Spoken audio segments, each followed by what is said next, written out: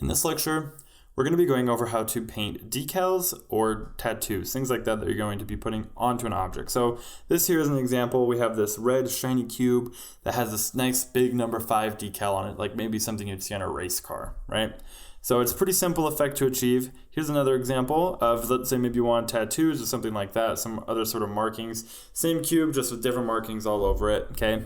So we're going to talk about how to do this, how to have it interact with the lighting of your cube correctly, and how to make sure everything is in perspective. So this is what we're going to be starting with here, this nice shiny cube. You can download this in the resources and make sure that you have all the correct, lighting and stuff already on it. Okay, so the cube layer, we're going to go ahead and make a new layer. We're going to set this one to multiply. Okay, now you can pick any color you want, really. I'm going to go with this green. And then for your brush, you just want to make sure that whatever brush you pick, that it matches the rendering of the rest of the image, so that it doesn't, if you're doing a tattoo, you want it to feel like that tattoo was painted into the painting, not just stuck on afterwards. Okay, we're going to start with this green color, and right now I'm not going to try and put this into perspective. I'm just going to draw it as if it was flat and facing me. So let's say I want to draw this face here.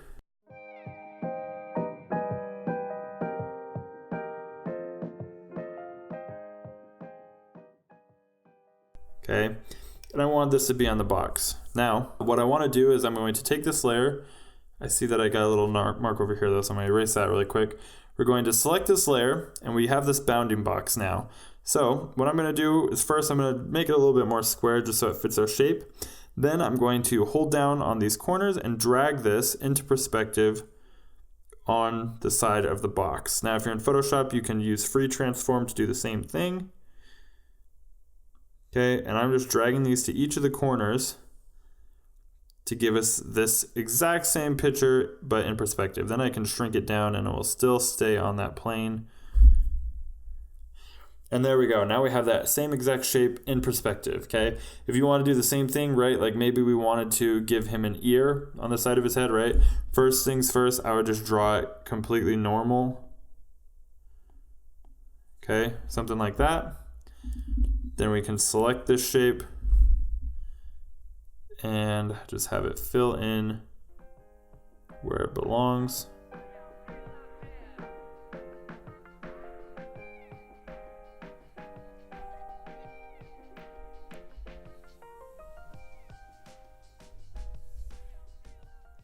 All right, and then I can go ahead, we could select that again, and I'll shrink it down so that it fits within the bounds of this box better. So there you go, that's how you can add that. Now let's say you wanted to, this is for if you're adding something that's going to darken the image, right? That's going to be a darker color. If you want something that's going to be a lighter color like this decal, what you would do instead is make a new layer. And let's say we want to put we'll just use the same example I did in the other one, right? Let's do a number decal. So I'm going to use my hard brush to get that circle shape, and we're going to make it be yellow, okay? So put that circle shape in there, and then I'm just going to get an inking brush. It doesn't matter, it's whatever you want to use, so don't get too upset about that. But we're going to use this and just create a number 5 in here. And let's use let's use this calligraphy pen.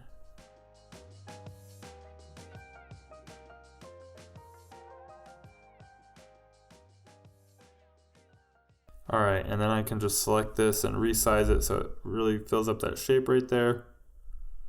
All right, there we go. So now what we can do, same thing as before. We're just going to stretch this into position using our bounding boxes. Okay, and then I'm going to shrink it down